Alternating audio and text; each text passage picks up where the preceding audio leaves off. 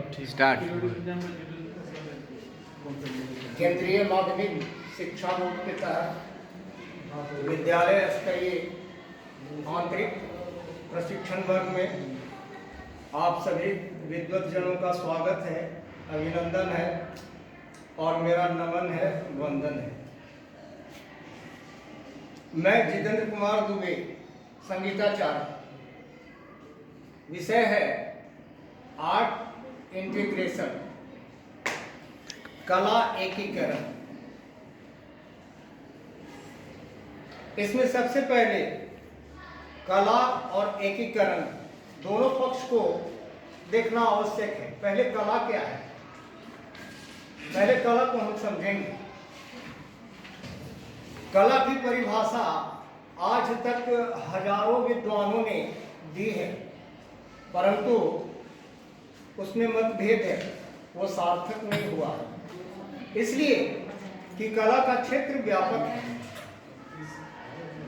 कला का क्षेत्र साहित्य, विज्ञान और वाणिज्य सबके साथ है, इसलिए इसकी परिभाषा स्पष्ट नहीं हो पाई है। अब कला है क्या? ऐसे जीवन की प्रत्येक गतिविधियों में कला का समावेश है। बोलना, हंसना, चलना, लिखना, पढ़ना, सुनना, ये सारी चीजों में कला निहित है। चुप रहना, सीरियस रहना कला नहीं है। और एकीकरण, एकीकरण दो चीजों को मिलाकर एक करना एकीकरण कहना। अब इसमें कला के साथ अन्य विषयों को जोड़कर संबंध स्थापित करके और उसको हम कैसे सहज बना सकते हैं। कला शिक्षा में, कला शिक्षा के तहत यह बताया गया है। सबसे पहले परिचय। बच्चे स्वाभाविक रूप से उत्सुक होते हैं, वे हर वस्तु के बारे में जानना चाहते हैं, वे वस्तुओं के साथ खेलना पसंद करते हैं। संगीत, लय और रंग उन्हें आकर्षित करते हैं। लगभग जन्म के समय से ही वे प्रकाश, ध्वनि, लय, गति, छाया, आकार और रंगों के परस्पर खेल से आनंदित होते हैं। दिन प्रतिदिन के अनेक दृश्यात्मक और स्पर्शात्मक अनुभव बच्चों के समग्र विकास में सहायता करते हैं, जैसे रसोई में अनाज या दालों की छानबीन, रेत से मूर्ति आदि बनाना, अंगुलियों से पेंटिंग करना, कोयले से लकीरें खींचना, डंडे और झाड़ू जैसी वस्तुओं से खेलना, दादाजी की छड़ी को घोड़ा बनाकर उसकी सवारी करना या घर घर खेलना आदि। वे धूप का प्रयोग करते हुए विभिन्न छायाचित्र बनाते हैं, जिससे उनके प्रयोग करने की प्रवृत्ति और वैज्ञानिक स्वभाव की झलक मिलती है। वे लकड़ियों या कंकड़ों से वर्ग, रेखाएं और वृत्त जैसे आकार बनाते हैं, जिससे उनके गणितीय अवधारणाओं की ओर झुकाव का संकेत मिलता है। छोटे बच्चों के लिए आड़ी तिरछी लकीरें खींचना या चीजों का संग्रह करना उनके नैसर्गिक स्वभाव का पहला प्रकटीकरण होता है। यदि उन्हें उनकी कलाकृतियों का वर्णन करने का अवसर दिया जाए तो समझ में आता है कि उनके पीछे कितनी विस्तृत सोच और कल्पनाशीलता छिपी है। जैसे जैसे जैसे बच्चे बड़े होते हैं, उनके चित्र और मूर्तियां संसार के प्रति उनकी सोच और विचारों को प्रतिबिंबित करने लगता है। यह है बाल मनोविज्ञान। बच्चों की प्रायः ऐसी आदत होती है, किसी चीजों को देखने के बाद उसको छूने की, उसको देखने की, उसका अवलोकन करने की, उसको जानने की एक जिज्ञासा होती है। एक छोटा सा उदाहरण, कभी मोमबत्ती जल रहा हो, दीपक हो या लैंप हो, तो छोटे बच्चों की प्रवृत्ति होती है, वो आकर सबसे पहले उसको छूते, स्पर्श करते हैं और हम उन्हें रोकते हैं, मना करते हैं, वहां तो ठीक है कि उन्हें रोका जाना चाहिए, इसलिए कि उनकी उंगली जल जाएगी। परंतु अन्य चीजों के साथ जहां खतरा नहीं हो बच्चों के साथ, ऐसे चीजों में जहां बच्चों की उत्सुकता है देखने की, अवलोकन करने की, स्पर्श करने की, छूने की, वहां हमें चाहिए कि उसके संबंध में वो जितना समझ सकते हैं उनको हम बताएं।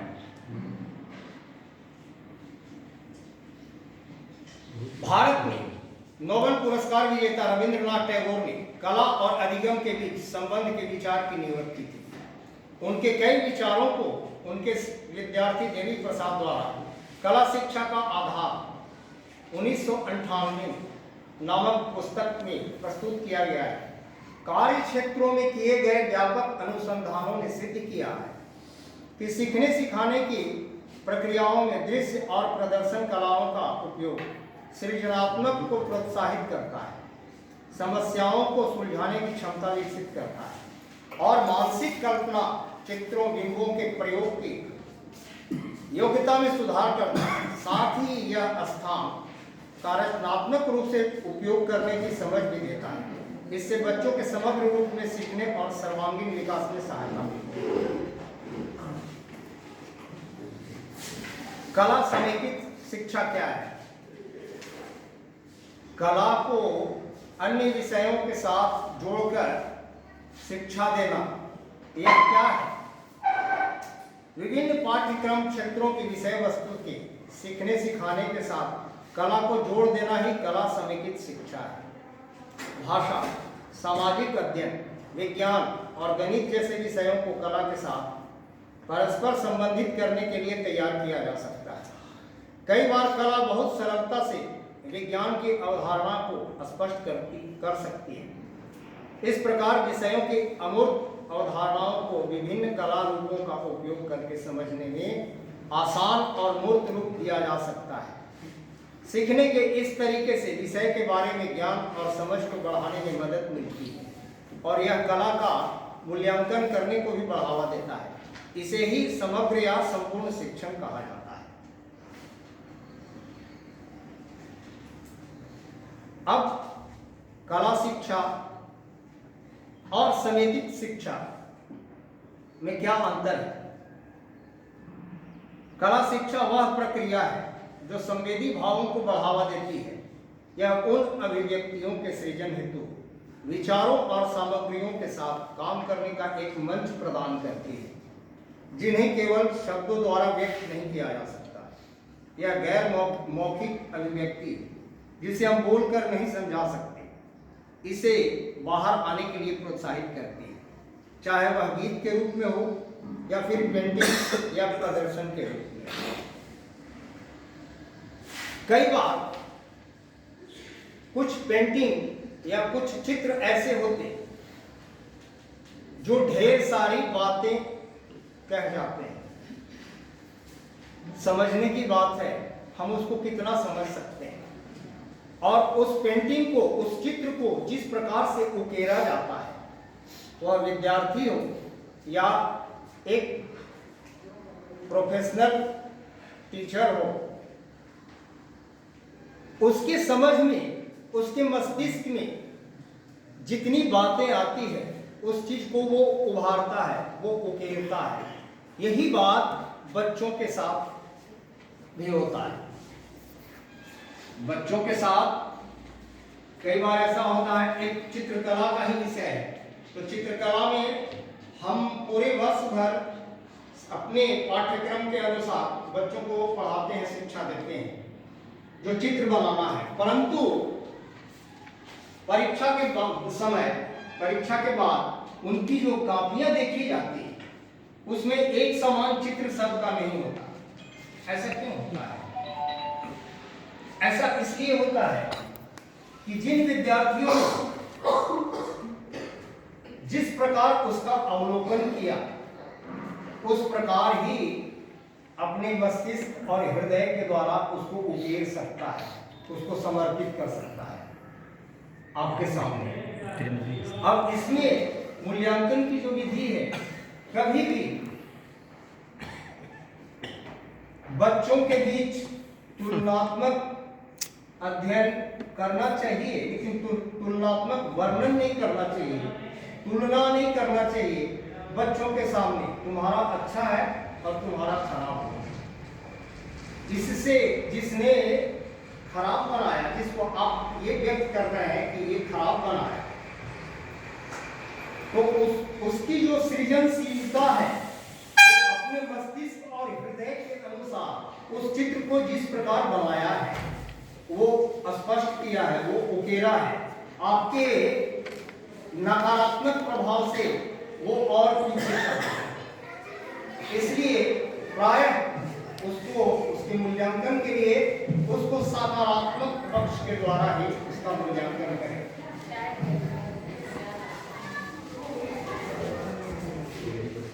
कला समेकित शिक्षा।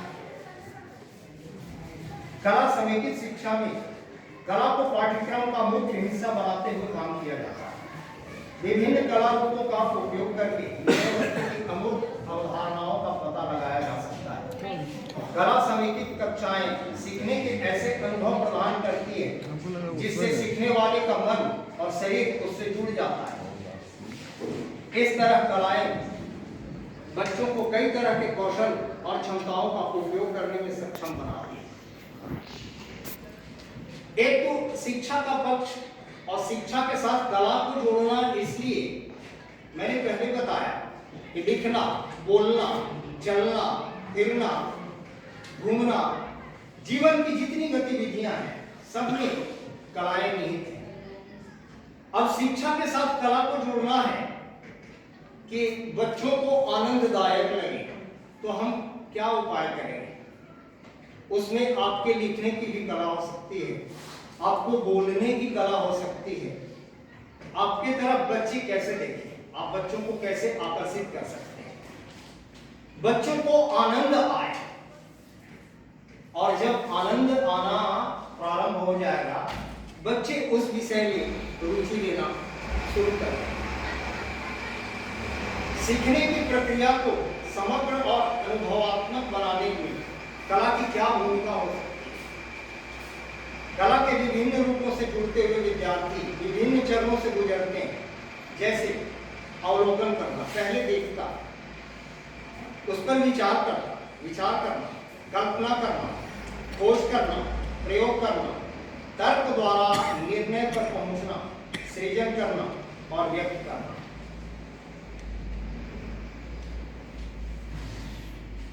कला एकीकरण शिक्षण सीखने के प्रतिफल को प्राप्त करने में कैसे मदद करता है?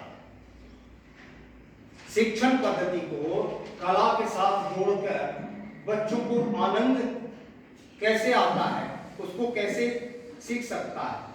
कला समेकित एक साथ 3 क्षेत्रों में संज्ञानात्मक, मनोप्रेरणा और भावात्मक पर असर डालती है, जो योग्यता आधारित शिक्षण और क्षमता आधारित सीखने के प्रतिफलों की शैक्षणिक आवश्यकता को पूरा करता है।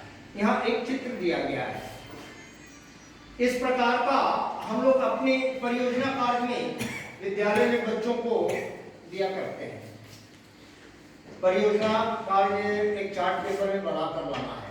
यहाँ जो एक चित्र दिया गया है, इसमें एक पेड़ की डाली है, उस पेड़ की डाली से मधु का छत्ता लटक रहा है, ऊपर और नीचे तितलियां भी मंडरा रही है, मधुमक्खियां मंडरा रही है उस पर, और इसके माध्यम से वो मधु का जो छत्ता है वो 5 है अलग अलग, इसके माध्यम से वो पेड़ की डाली को संज्ञा, और ये 5 जो है वो संज्ञा के भेद हैं। इस तरह से मैं देखता हूं कई कक्षाओं में परियोजना कार्य जो दिए जाते हैं, ये है व्याकरण का संधि है, समास है, एक पेड़ बनाकर, वृक्ष बनाकर। ये बच्चों की तो अपनी कल्पना शक्ति, हम आचार्यों का भी दायित्व है कि हम उन्हें कुछ बताएं, ऐसे करो, इस तरह से करो। पहले तो सुनेंगे वो, उसके बाद कल्पना करेंगे, उसको पेपर पर उतारने की कोशिश करेंगे, कुछ ठीक होगा फिर फाइनली उसको चार्ट पेपर पर बनाएंगे। इस तरह से करके हम इस प्रकार से बच्चों को बताकर और बच्चों के लिए आनंददायक बना सकते हैं। अब उसमें रुचि होगी, संज्ञा का भेद याद नहीं भी करना होता बच्चों को, तो इस चित्र के आकर्षण से वो संज्ञा का भेद याद करेंगे और बच्चे भी देखेंगे, याद करेंगे। कला समेकित अधिगम को सीखने का आनंददायक तरीका क्यों माना जाता है? कलाएं किसी भी कल्पना और विचारों की अभिव्यक्ति का स्वाभाविक माध्यम होती है। इनके माध्यम से हर शिक्षार्थी को अद्वितीय और अलग पहचान रखने की आजादी होती है। स्कूल के स्तर पर शिक्षण शास्त्र के रूप में कला समेकित शिक्षा बिना इस बात की चिंता किए कि उनका कार्य कैसा होगा और दूसरे उनके बारे में क्या सोचेंगे, हर शिक्षार्थी को नई चीज के बारे में जानने, अनुभव करने और व्यक्त करने के लिए रचनात्मक स्थान प्रदान करता है। बच्चों को इसके लिए अवसर जरूर प्रदान करना चाहिए, देना चाहिए। कोई भी विषय है, किसी विषय को लेकर अगर हम पढ़ा रहे हैं, उसमें जो विषय है उस विषय का अध्यापन आपने किया और उसके बाद प्रयास करना चाहिए। समय तो नहीं मिल पाता पूरा अध्यापन कार्य करना भी और सभी बच्चों से उसका फिर उत्तर फीडबैक लेना, यह संभव नहीं हो पाता है। लेकिन जिसको लगता है आप अपनी कक्षा में अपने सभी बच्चों को पहचानते हैं, तो उसके अनुरूप ही जो अच्छे बच्चे हैं उनसे नहीं, प्रायः समूह में कोई प्रश्न पूछना, तो जो तेज बच्चे होते, जो अच्छे बच्चे होते, वही उसका उत्तर दे देते हैं। ऐसा नहीं, उनसे जो कम बुद्धि वाले, थोड़े मंद बुद्धि वाले और जो बिल्कुल निम्न बुद्धि वाले हैं, ऐसे बच्चों को उठाना चाहिए, उन्हें प्रोत्साहित करना चाहिए और उनका उत्तर सुनना चाहिए। उन्होंने क्या समझा, वे क्या जाने, वो अपनी भाषा में जितना उन्होंने अवलोकन किया, जितना उन्होंने सुना, जितना उन्होंने समझा, उसके अनुरूप अपनी भाषा में वो उत्तर देंगे।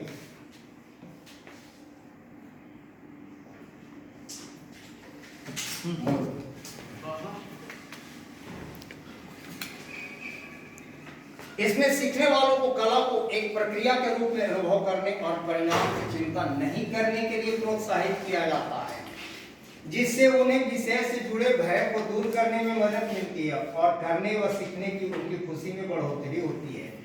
कलाएं विविधताओं पर भी चर्चा करती है और प्रत्येक शिक्षार्थी को अभिव्यक्ति के वैकल्पिक साधन प्रदान करती है, जहां वे परिणाम के दबावों के बिना किसी विषय को अधिक गहराई से खोज सकते हैं और अनुभव कर सकते हैं। इसके कारण शिक्षण आनंदमय बन जाता है।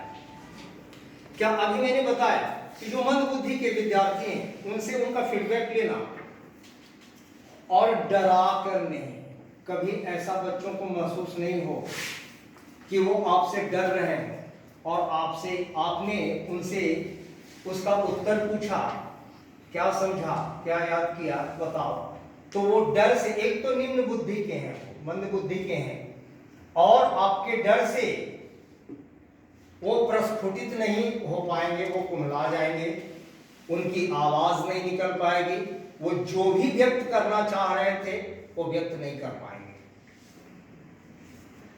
एक चित्र दिया गया है, कला समेकित शिक्षा के लिए क्या क्या आवश्यक है।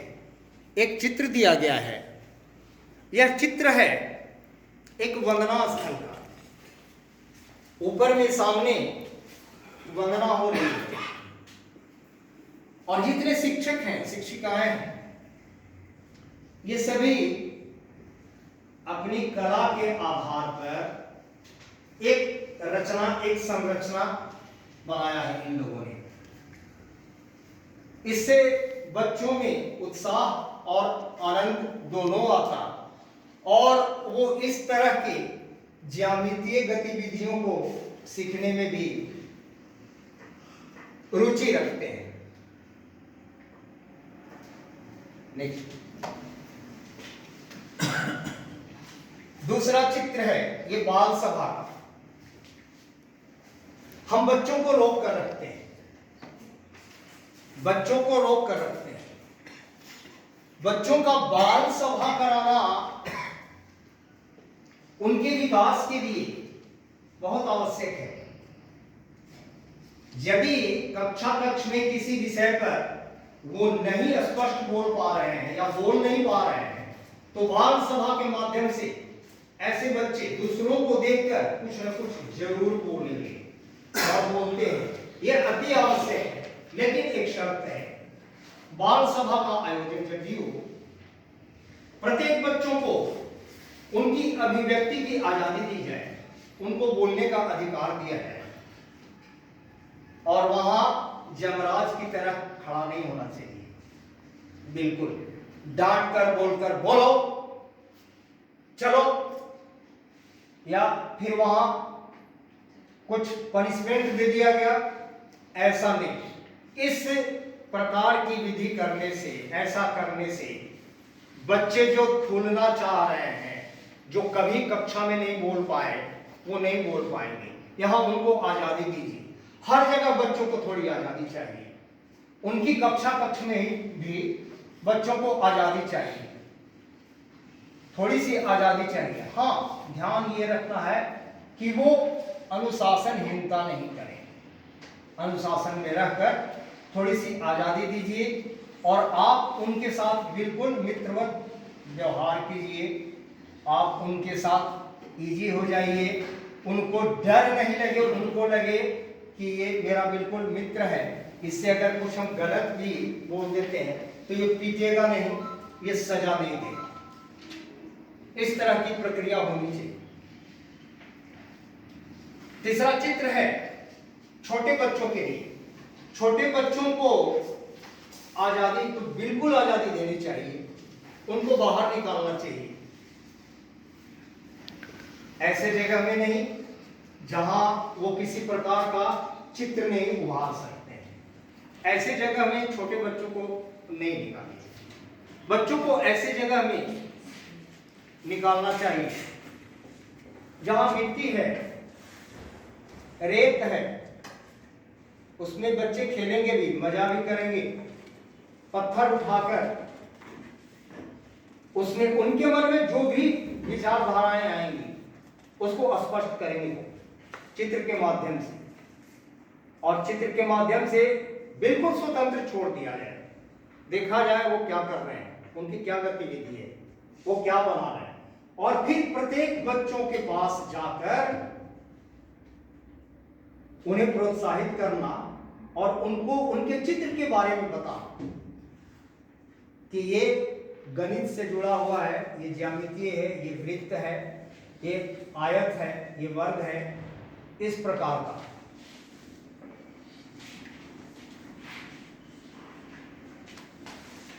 कला समिति अधिगम शिक्षा के समावेशी ढांचे में कैसे सहायक है?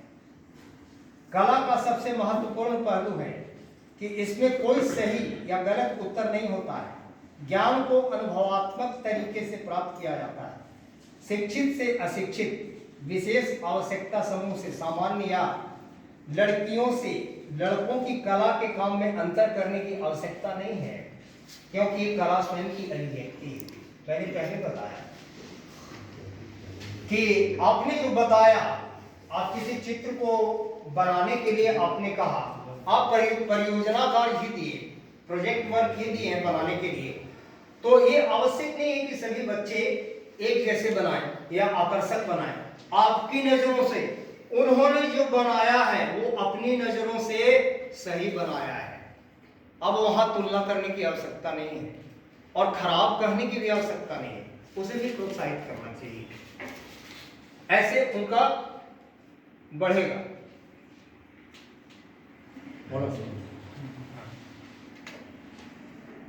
एक चित्र और है, एक कक्षा का चित्र है।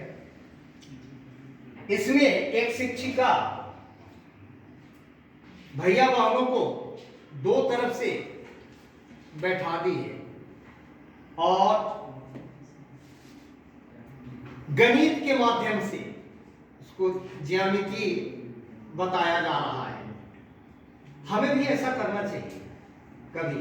कक्षा प्रबंधन तो कला समेकित शिक्षा में एकदम आवश्यक है।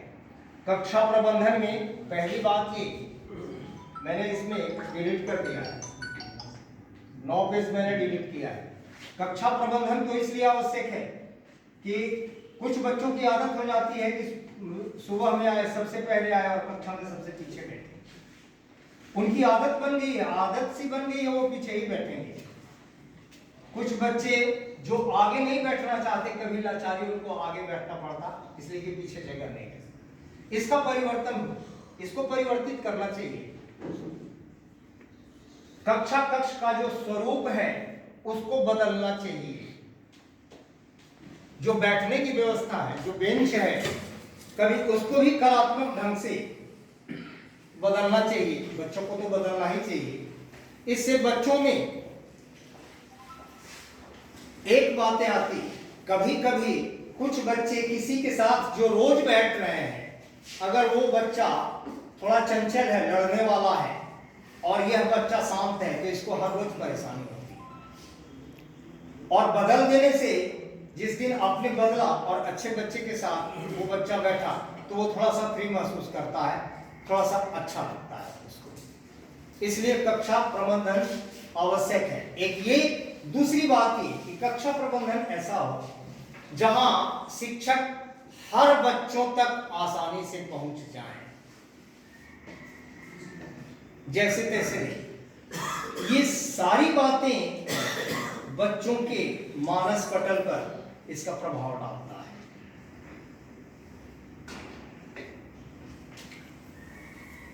अगला चित्र है ये क्ले मॉडलिंग का।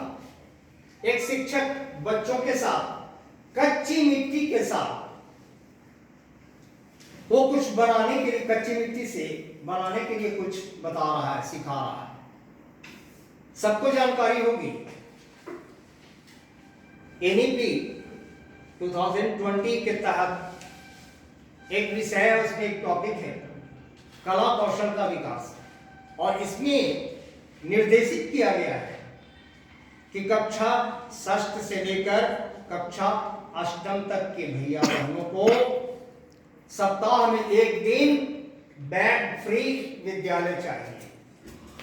वो बैग लेकर नहीं आएंगे, तो बैग लेकर नहीं आएंगे तो करेंगे क्या? उस दिन उनको कला और कौशल की शिक्षा दी जाएगी, विशेष शिक्षा दी जाएगी। उसमें जितनी कलाएं बच्चों के अनुरूप, उनके पसंद के अनुरूप, उनमें विभक्त करके, बांट करके बच्चों को और सिखाया जाए। उसमें एक क्ले मॉडलिंग है। ये क्ले मॉडलिंग अभी हम लोग नहीं समझ रहे हैं या बच्चे नहीं जानते। कच्ची मिट्टी से मूर्ति बनाना, कुछ गुड़िया बनाना, दीपक बनाना, कुछ भी, लेकिन ये एक सब्जेक्ट आ जाता है आगे जाने के बाद, कॉलेज में आने के बाद ये एक विषय बनता क्ले मॉडलिंग। तो बच्चों को इसकी भी थोड़ी आजादी होनी चाहिए। हर समय यही कि घंटी लगी, गए और पुस्तक निकालो और पढ़ना शुरू करो, या फिर मैं प्रश्न उत्तर लिखा रहा हूं तो वो पढ़ो। तो हर दिन एक ही जगह, एक ही कक्षा कक्ष, एक ही व्यक्ति पढ़ाने वाला, एक ही पुस्तक और एक ही विषय, एक ही ब्लैक बोर्ड से बच्चा कोई भी उगेगा। हम भी उगते हैं, आप भी उगते हैं। उसमें थोड़ा सा परिवर्तन होना चाहिए, ये आवश्यक है।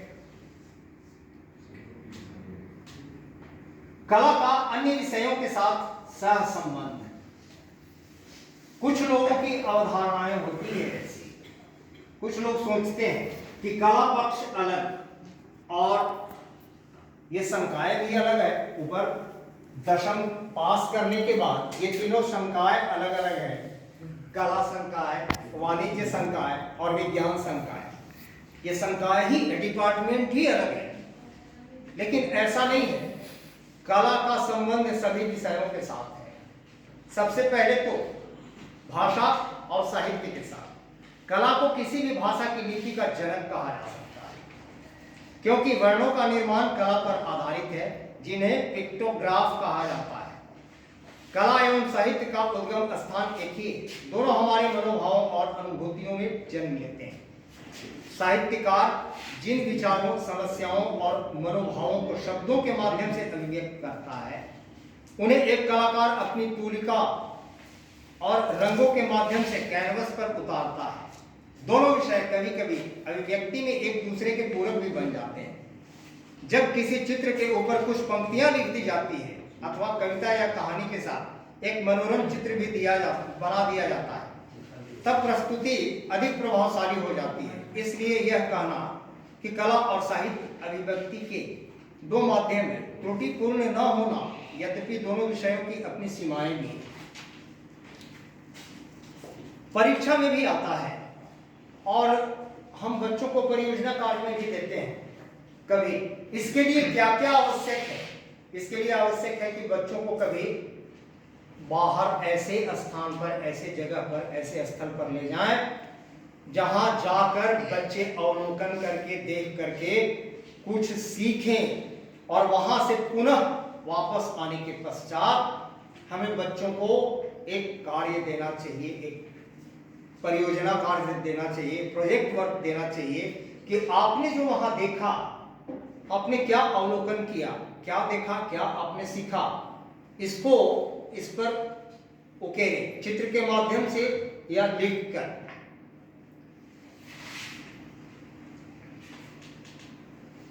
कला का विज्ञान के साथ, विज्ञान को कला से सह संबंधित किए बिना विज्ञान शिक्षण के उद्देश्यों को प्राप्त करना कठिन है।